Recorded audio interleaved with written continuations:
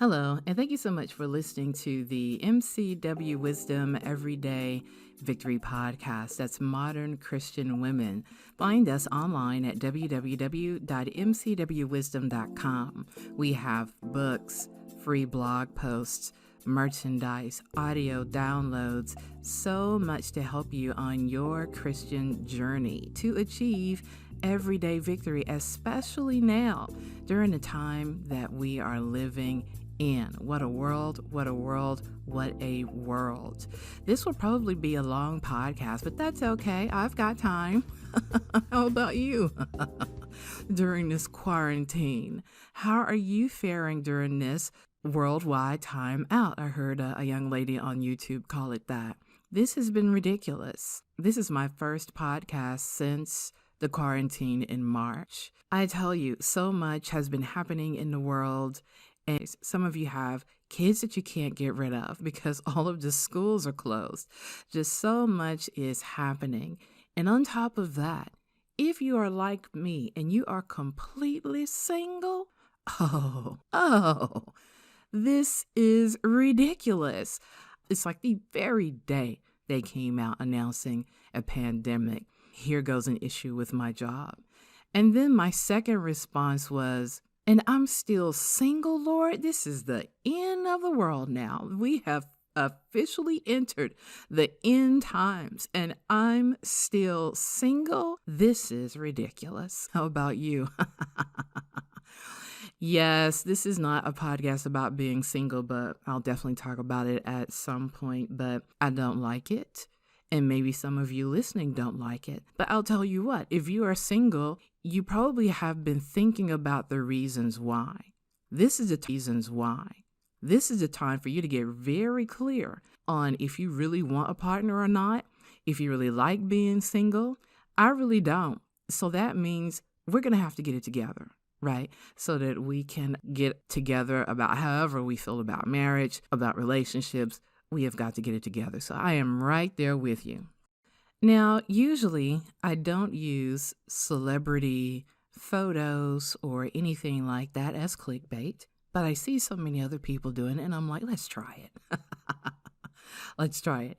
If you are looking at the thumbnail graphic on YouTube or on social media, you might be wondering, what do Sherri Shepherd and Joseph Fiennes on Risen have in common? How do those two things go together? What is really happening? Well, I titled this podcast, I'm not a fanatic. I'm a believer, and I'll tell you why. And the caption on the photo, on the thumbnail for this podcast says, nice people can be anti-Christian. Oh, what is she going to talk about? Yes. So there's a bit of a backstory to it. And there's actually a lesson from the Bible that we can learn from this. Can you believe it? This is what good teachers do. We're going to reel this all in. So during this quarantine, I've been watching a lot of YouTube videos. I mean, just a massive amount, an inordinate amount of YouTube videos. Not even really television, just YouTube videos, just looking at what's going on because I've had the time to do it. What are people talking about? What are people commenting on? Just absorbing way too many YouTube videos. So Sherri Shepherd and Kim Whitley, they are two Black female comedians, have come up with a podcast, and they're really not talking about much of anything, but I need to hear some mindless chatter sometimes. With so much happening in the world and all of the news and all of this stuff happening, it's just good to hear two friends just mindlessly chattering about their lives. And that's what that podcast basically is about. It's called Two Funny Mamas. Sometimes they'll talk about pop culture and things that are happening, like the whole Jada Pinkett and Will Smith thing. And so recently they talked about Kanye West in his episodes. And I have real compassion for people who are experiencing emotional and spiritual distress. I don't like to call it mental illness. It is psycho-spiritual distress. It really is. So he's been having episodes very publicly, and they decided to talk about it. So I listened to those very publicly, and they decided to talk about it. So I listened to that podcast, and I wrote a comment that I thought was encouraging. Now, I'm posting on YouTube as Modern Christian Women. That's how my tag comes up, and that's the photo that comes up when I'm on YouTube, Modern Christian Women. So I am posting a comment as Modern Christian Women. And so here's what it says. Here's what I wrote, and then I'll tell you what Sherri Shepherd wrote back. And this is all going somewhere, I promise you. I wrote... And if you hear everyday living background noises, like you might hear a clock, you might hear a car, you might hear my neighbors playing music, I apologize for that because I like to upload clean audio, but you might hear that every now and then. So I commented, Kanye is a mad genius, crazy talented. I pray that he learns to manage his special abilities. That's why he's reaching for God, because the power of the living Christ really can settle you. Not everybody gets cured, but with God you can get much better. People need to be more compassionate toward humans who are struggling. That's what I submitted. So here's the thing. Because I wrote the history of the Arkansas State Hospital before anybody else did, 1859, I believe, to 1920, before anybody else did. As a senior in undergrad, it was for my Donaghy Scholars thesis. I was a psychology major. I was going to be a highly paid therapist because I was good at it, right? Those were my plans. For some reason, I have always been drawn to people experiencing madness or mental illness and highly creative. Edgar Allan Poe, highly creative short stories, crazy as a Betsy bug.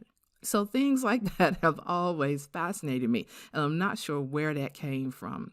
So that's why I was drawn to the field. And as a young lady, I was going to be a highly paid therapist. That was what I was going to do. So I remember distinctly, we were about to take a field trip. I was in a class on abnormal psychology. We were going to take a field trip to the State Hospital for the Criminally Insane. And I was excited by that. I really was. I signed up for the field trip. Oh my God, we are going to the unit for the criminally insane at the Arkansas State Hospital. This is going to inform my research, right? For some reason, I could not go. The day of, I literally could not go. Now, I'm about 19, 20 years old at this particular point. I just felt strongly that I should not go. And I felt very clearly that I should switch my major. And I remember thinking, no, I'm going to be a highly paid therapist. Psychology is my jam. This is what I'm interested in. Felt very strongly, switch your major to English, because I always loved my English classes, always enjoyed it. Always been a big time writer, like creative writer and academic writer. So English was my jam as well. Felt strongly that I should change my major without any reason or rationale why. And I tried to put it off, but I found myself going to my advisor saying, I need to change my major. Now, this was my senior year of college, and I'm switching majors with no explanation as to why. Luckily, I had enough hours to make psychology my minor and enough English hours to finish out my senior year and make English my major. Look at that. So I graduated as an English major, psychology minor. I had no intentions to teach because teachers don't make any money. That's why I was going to be a high-powered therapist and a very good therapist because they make a lot of money. And if I had stayed on that track, I would be filthy rich by now. All right.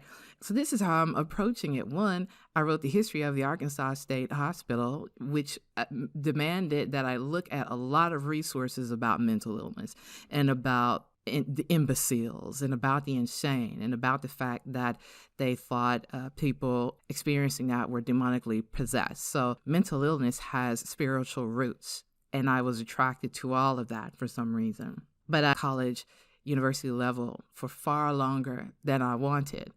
Then I thought I was going to become an academic and become the dean of a department. And by the time I was 40 years old, I was going to be Dr. Hampton and be the dean of a department, 40 years old or younger. And that did not work out the way I intended as well, okay? So I'm not going to talk about my quarter-life crisis, midlife crisis, and all of those crises that I had because I'm like, what am I supposed to be doing?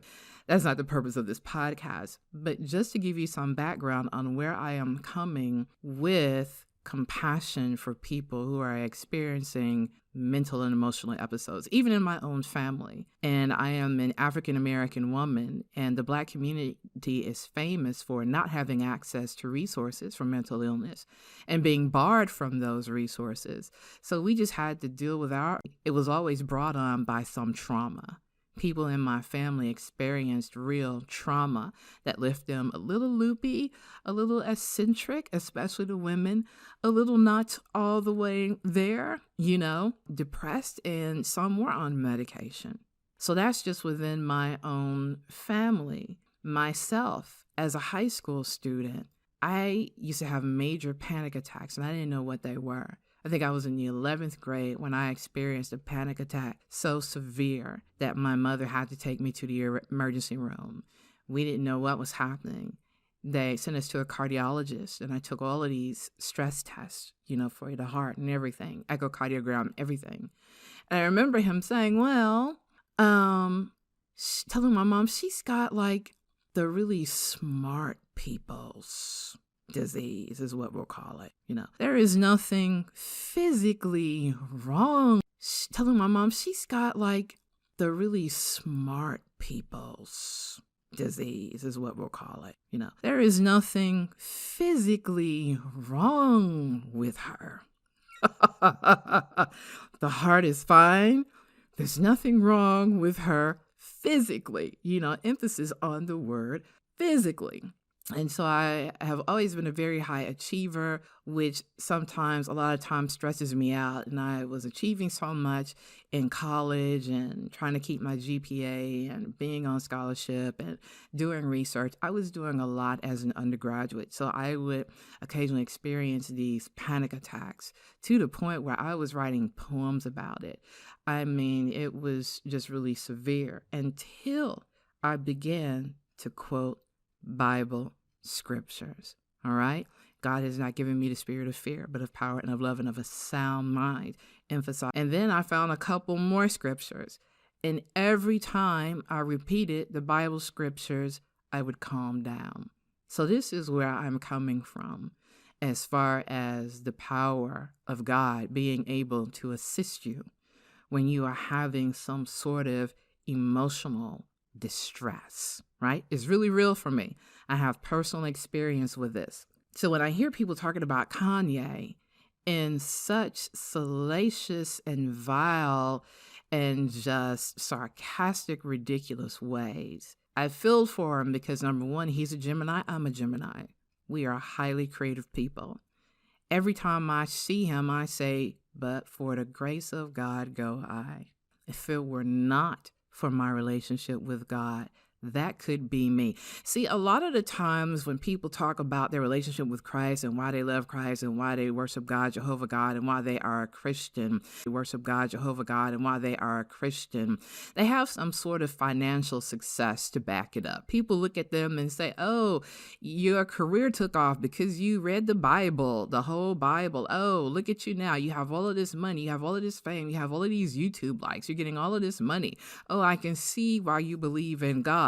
But if you say, I believe in God because I'm not crazy, I felt like I was about to lose my mind, but I did not lose my mind. Thank God. People just sort of look at you like, because that's something they cannot see, something they cannot fathom. But as a person who experienced those distresses, I am quite thankful for that.